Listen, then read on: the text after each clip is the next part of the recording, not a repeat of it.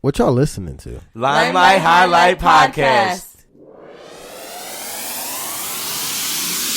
Welcome back to the show. The Limelight Highlight, your silver lining space to take a break from the stressful everyday. I hope everybody had a great, eventful week, and if not, I hope it was at least relaxing. We have some cool topics to cover on this week's podcast, but before we get to that, let's go over some upcoming events. So normally I record the podcast on Sundays, as many of you know, for release on Monday morning. So while I'm recording today, it was the Babes Who Brunch event that I've had the honor of helping sponsor. And even though I wasn't able to make it, I did catch a few pictures on social media, a couple little clips of videos. It looked like a great venue and a good time. So more to come on the turnout of that event next week. It's still a little early for the complete rundown, but I'm excited to hear how it turned out. So if you missed out on this one, don't worry, I'm sure they're going to have more to come, and I'll gladly report on those events, so stay tuned. And once again, it is the Block Gives Back 4th annual Beer Birds in the Block event. If you don't know what that is, it is a tailgate taking place October 6th, where the Philadelphia Eagles will be taking on the New York Jets. If you enjoy football, please come out, show out the purpose of the tailgate. Besides obviously getting lit and having a great time with the greatest fans on the planet, it's to raise funds so the Block can continue their efforts to help those who need it most throughout the year with their numerous events all year round. Things to look forward to at this tailgate: well, there'll be a DJ, plenty of beer, other delicious beverages to drink, paired with some delicious tailgate food, drinking games, and a chance to win Eagles versus Giants tickets for a future Monday Night Football game, which is well worth an easy $30 ticket to this event. You can find all the ticket information in the show notes, or check out the Block Gives Back's website, which will also be in the show notes. If you have any questions or concerns, be sure to contact them and let them know. I was at the last tailgate, and I'm telling you, you don't want to miss it. $30 donation to Venmo, Cash App, or Eventbrite, and you can get the experience of all of this. And best part, you can have a good time knowing that your money is going to a good cause and not some big corrupt corporation's pockets. So don't wait and go get your tickets. Now, on to the show.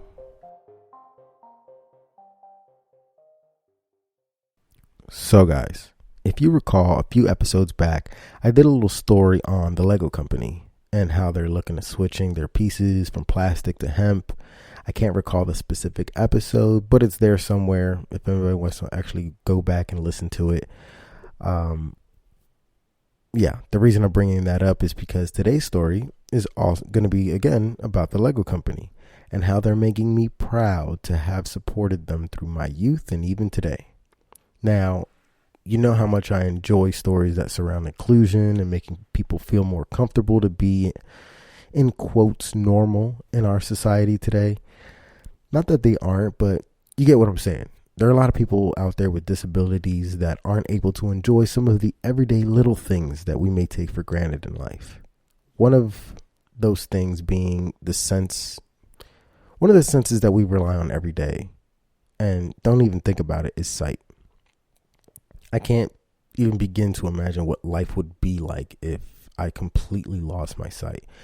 I enjoy reading. I enjoy watching movies, TV, working with my hands. For me, for a lot of us, sight is one of the most important senses that we have. And for me, growing up playing Legos was more than just following the instructions with pictures and building what came into the box, what came in the box. It was one of the main reasons I love working with my hands. Legos kind of got me into the field of work I'm in, to be honest. You can say I kind of graduated from following simple Lego instructions with building blocks to following instructions on assembling, disassembling, and maintaining aircraft. Kind of big boy instructions rather than just building blocks. For me, playing with Legos is learning more than just building things. It's getting those motor functions in tune with what it is you're trying to build, and everybody should be able to enjoy doing those things, which is another reason why I love the company. I'm saying all that to say Lego has made it so that visually impaired people can build with audio and braille instructions. Pretty mind-blowing stuff, in my opinion. It's a free service that gives blind people a new way to experience playing with Legos to completion. A guy named Matthew Schifrin, who is obviously a much bigger Lego fan than I am, inspired the company to implement these types of instructions. He developed his own project to make these instructions accessible to the visually impaired, and he, like many of us, had friends in elementary school who were huge Lego fans, and you got to think how left out this guy must have felt to not have any way to build or be a part of the fun that these kids got to experience simply because the instructions are all visual. I can't imagine elementary school kids being or having the most patience in trying to show him. And even then, it's you got to have somebody helping you to build Legos. It's not the greatest thing in the world, especially for a kid who's already visually impaired. But together with a family friend of his, he began to create braille versions of Lego instructions. And if you don't know what braille is, it's a form of written language for blind people where all the reading is by the touch of the fingertips over raised dots that are supposed to represent letters. But back to the story, the braille instructions idea that he had started when his friend gave him a huge, you guys remember Prince of Persia? It was a game, but apparently they made they made movies and all that stuff. So this was a Prince of Persia castle box of Legos. It was like over 800 pieces. And in that box that she made for him was a big binder that had the instructions to put the castle together written out on a typewriter in braille.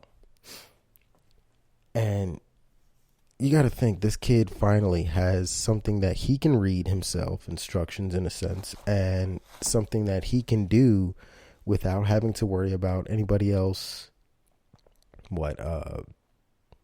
messing it up for him, or just the fact that he had instructions for himself to do this. He wasn't being selfish, because the first thing that came to his mind was, man, I got to share this with a bunch of kids who have the same problem I have.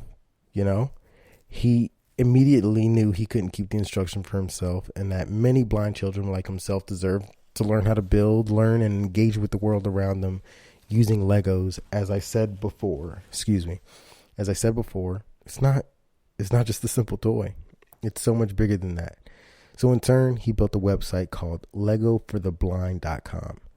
And on that website, they put all the braille instructions that him and his friend have actually made together. And as soon as that website went up, they immediately started to get hundreds of emails telling them how awesome the website is, thanking them, and even requesting instructions for different Lego sets that they had in hopes that they could be accessible in braille.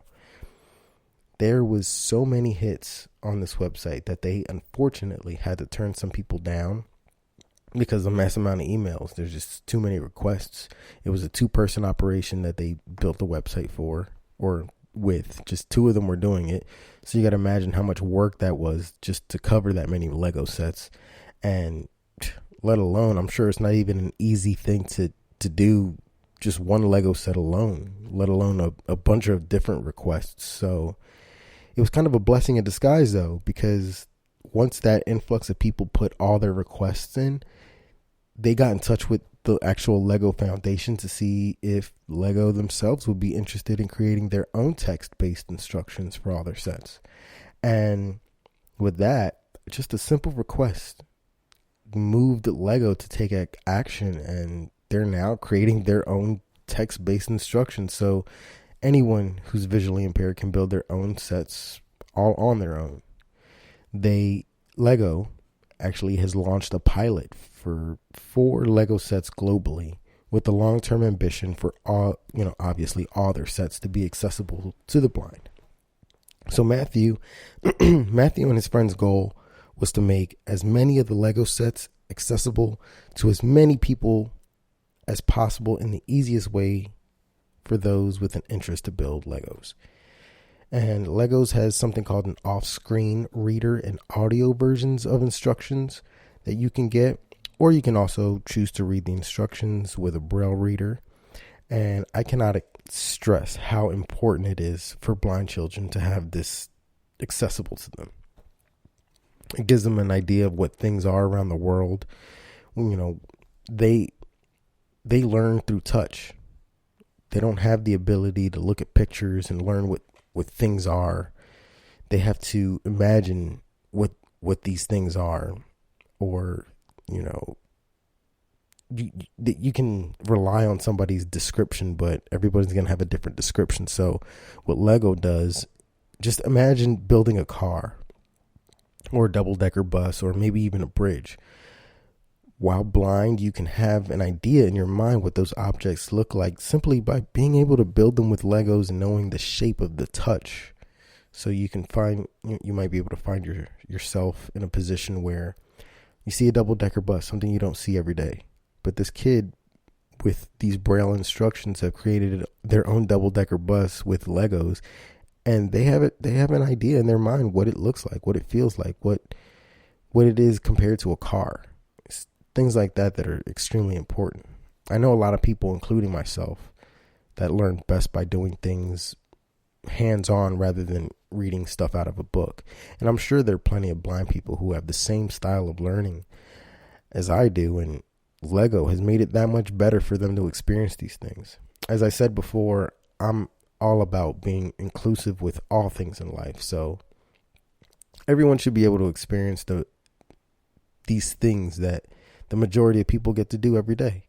If you or a loved one or anybody you know specifically who may be blind or has some type of visual impairment that can probably benefit from this program, direct them to LegoAudioInstructions.com. On that website, there's actually a little link for a short survey to help Lego be better and improve the quality of their initiative with the whole Braille thing, So I thought that was really important. I'll be sure to post the links in the show notes. I hope you can remember this story when you think one person can't make a difference, because two people did. Not only one, but two.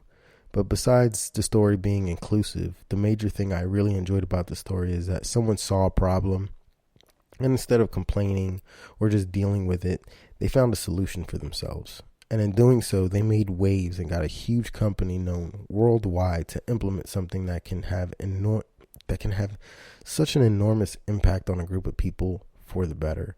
And these are the types of stories that I really live for. Now, before we finish up with this podcast, I got two more stories from listeners that I'd like to share.